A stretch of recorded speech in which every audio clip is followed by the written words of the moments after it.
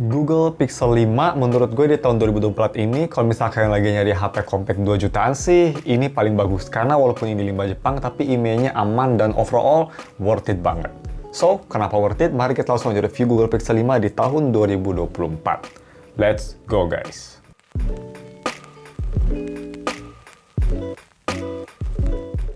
Oke guys, langsung aja kita review si Google Pixel 5 di tahun 2024. Seperti biasa, yang pertama kita bahas dulu untuk harganya. Harganya sekarang berapa? Ini gua tuh beli yang varian full set OEM, itu di harga 2,7 juta. Kalau misalnya kalian ingin yang batangan, itu di sekitar 2,6 jutaan. Yang varian 8GB RAM, internal storage sebesar 128GB. Ini tuh hanya dikasih charger OEM dan OTG, itu aja.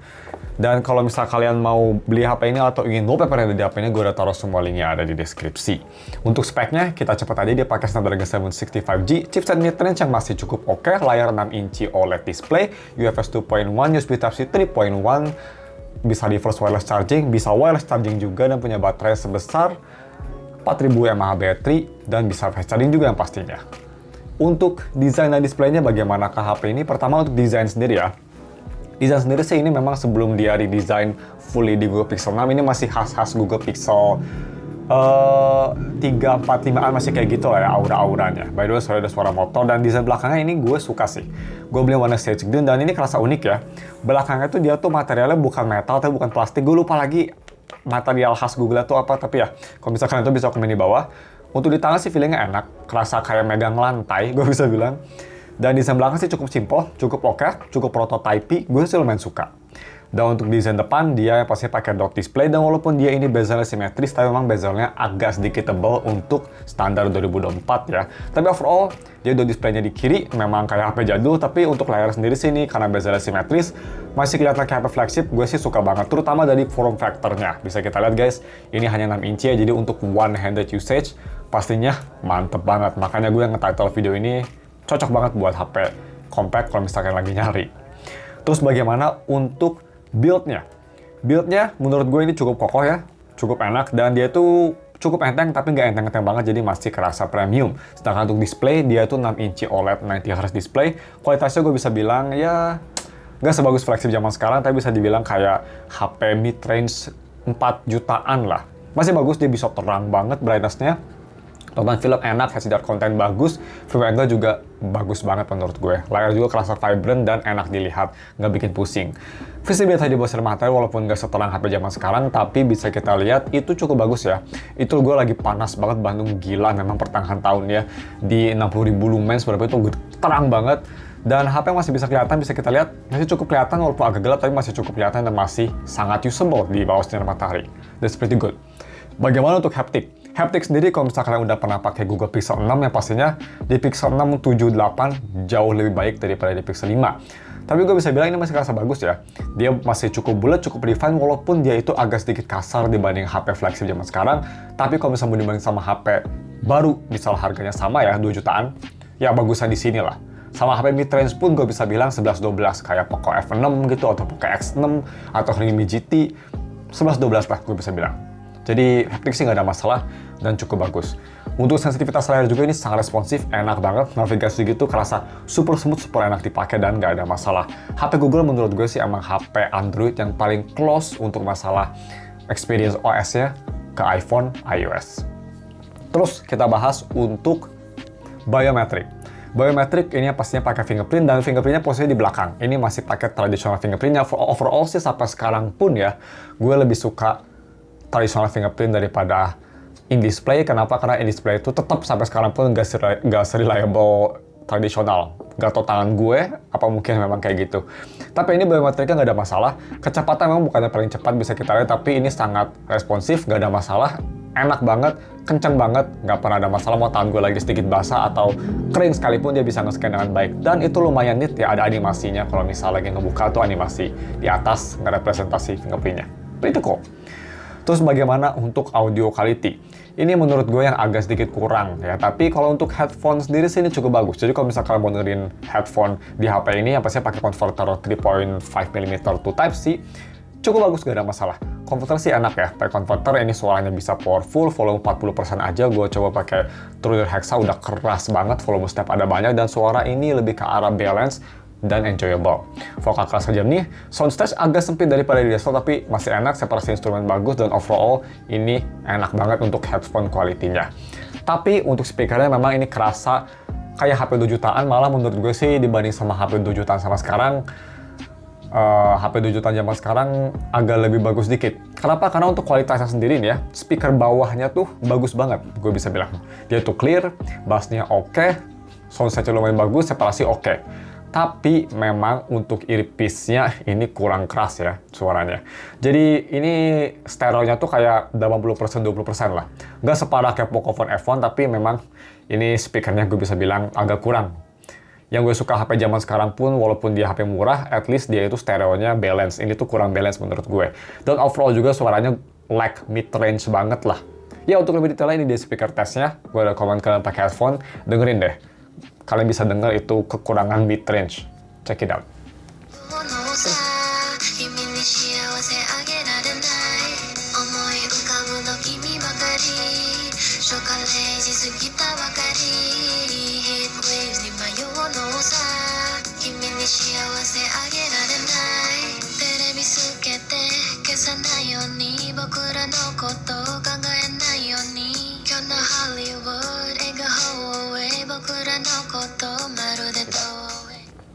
Terus bagaimana untuk kameranya? Nah ini nih, fitur terbesar HP ini selain dari OS dan compact, yang gue rekomen banget juga kalau misalnya kalian dari HP 2 juta untuk foto, ini bisa jadi yang bagus.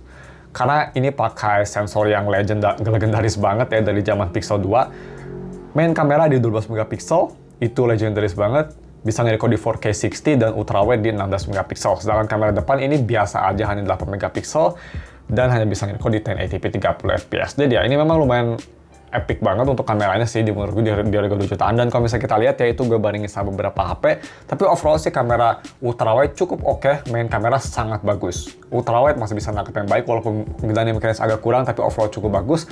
Tapi untuk kualitas main kameranya ini memang bagus banget sih. Dibanding sama HP zaman sekarang masih bisa bersaing, dan overall punya warna yang khas Google, high contrast, enak dilihat, noise-nya minim, terus kontrasnya oke, terus dia punya warna yang vibrant dan detail yang cukup sharp. Overall sih gue suka banget sama fotonya ya Google sampai sekarang. Untuk HP 2 jutaan lah bagus banget, tapi memang kalau misalnya gue dibandingin sama kayak Google Pixel 6 atau S24 Ultra ya jauh lebih bagus di HP tersebut lah.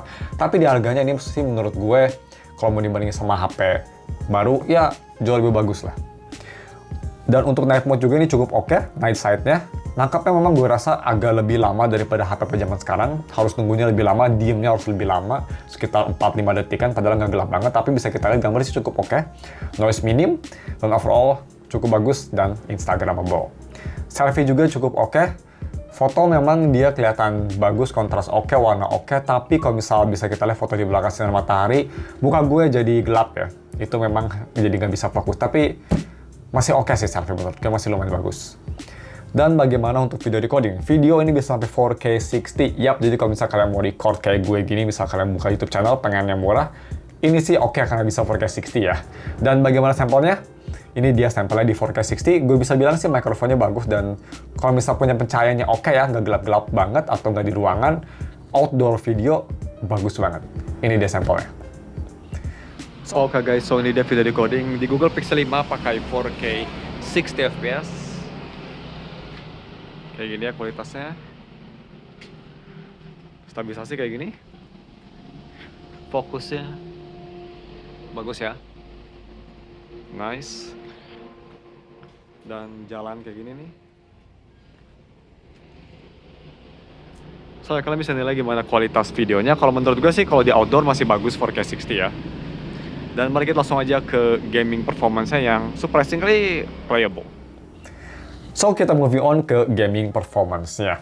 Ini salah satu yang lumayan berat di HP ini. Jadi untuk gaming performance, gua tes seperti biasa tuh di B-roll kita main Wuthering Wave di settingan low setting dan di FPS 60. Bisa gue bilang satu kelebihan dari HP ini, at least dia itu nggak ada stuttering kalau misalnya lagi main Wuthering Wave gitu ya. FPS-nya aja lumayan low. Itu gue main ngelawan Ghost Rider, agak sedikit struggling karena gue kurang biasa main di Android atau di HP, gue sering main di PC, jadi dodgingnya agak uncomfortable. Tapi overall gameplay sih cukup oke ya. Memang FPS yang turun ada stuttering dikit, tapi masih enjoyable dan masih playable. Cuma sayangnya kalau misal kalian main lebih dari 15 menitan atau lebih dari 10 menit lah, HP bakal terlalu tertelik dan performanya jadi makin buruk. Jadi sih buat main Wuthering atau Genshin mending buat daily commission ya. Mending main game yang kecil-kecil aja lah, nggak usah yang berat-berat. Dan bagaimana untuk main game rhythm terberat di dunia? Bandori, gue bisa bilang untuk main game kayak Bandori sih ini masih oke. Gue main di low setting, FPS nggak bisa sampai 90 ya, atau nggak bisa sampai 70 pun susah. 60-an lah kalau pakai 3D stage. Kalau nggak pakai 3D stage bisa nyentuh 90, tapi bisa kita lihat untuk main Bandori nggak ada masalah. Dan main Bandori sih gue bisa bilang di HP ini enak banget guys. Mantap banget, karena kan ini HP-nya kecil, jadi buat para jempol player tuh, ini enak banget. Sangat responsif, nggak ada audio delay, mantap pisan pokoknya mah. Jadi untuk main game rhythm, jempol 2. Enak banget. Dan selanjutnya kita move on ke UI experience-nya. Mungkin kalian bertanya, ini bagaimana sih bang untuk software support-nya? Disupport sampai kapan? Ya sayangnya udah nggak disupport ya. Android 14 tuh Android terakhir kalau nggak salah yang diterima sama Google Pixel 5. Karena kan Pixel 6 tuh Android terakhir 15. Kalau misalnya gue salah bisa komen di bawah by the way ya. Oh ya sorry juga kalau misalnya ada suara motor, biasalah suara motor pakai knalpot tai ya, jadi berisik. Dan kita balik ke videonya. Android 14 jadi udah nggak disupport, tapi at least dia tuh masih di Android 14 lumayan baru, masih sangat baru. Jadi untuk HP utama 1, 2, sampai 3 tahun sih gue bisa bilang masih usable banget. Dan bagaimana untuk si Pixelnya sendiri, apakah ada Pixel AI? Yang pastinya nggak ada ya, dia nggak ada Pixel, nggak ada Galaxy atau Pixel AI, sorry bisa kita lihat tuh. Pixel AI itu hanya di Pixel 6 dan 6a ke atas, 6 ke bawah nggak dikasih, atau sorry 5 ke bawah nggak dikasih. Bagaimana tuh UI experience-nya? Gak kayak flagship memang, tapi lebih kayak HP mid-range lah. Ini ngingetin gue performanya sama iQOO Z9-nya waktu itu gue pernah review 3 bulan yang lalu kalau nggak salah. Lumayan cepet, lumayan responsif, nggak ada masalah.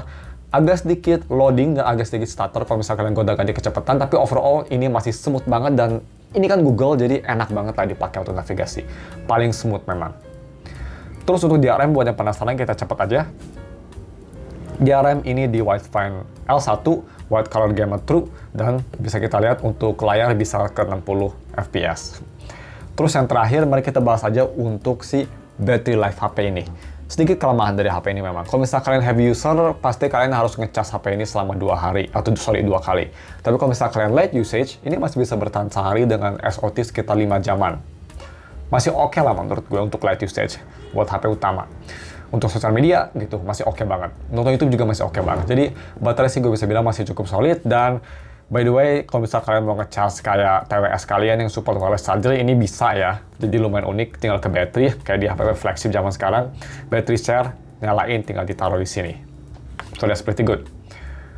Dan sebelum kita menutup videonya, gimana untuk kelemahan HP ini? Tadi gue udah sebutin yang pertama dari baterainya. Terus yang kedua dari gaming performance-nya yang biasa aja. Dan yang ketiga dari speakernya ya, tadi gue udah sebutin juga. Speakernya menurut gue agak sedikit underwhelming even dibanding HP 2 jutaan zaman sekarang. Tapi overall gue bisa bilang sih konklusinya, kalau misalnya kalian lagi nyari HP compact yang 2 jutaan, yang 5 Jepang tapi IMEI-nya masih aman, IMEI di right ini guys by the way, jadi nggak bakal diblokir asal jangan di reset. Ini sih HP menurut gue yang terbaik ya. Dari 2 jutaan kalian dapat yang HP compact, performance yang masih kenceng banget untuk day to day, kamera yang sangat bagus, layar OLED yang beautiful, dan kualitas kamera yang gue bisa bilang masih bisa bersaing dengan HP yang 2 kali lipat harganya sekalipun. Jadi ya, so much gitu aja videonya. Kalau misalnya kalian mau beli HP ini, gue bakal taruh linknya di deskripsi, dan kalau misalnya kalian ingin wallpaper Acheron, gue bakal taruh juga linknya di deskripsi. Jangan lupa dan subs, thanks for watching, kita ketemu lagi minggu depan untuk video review lainnya. Bye.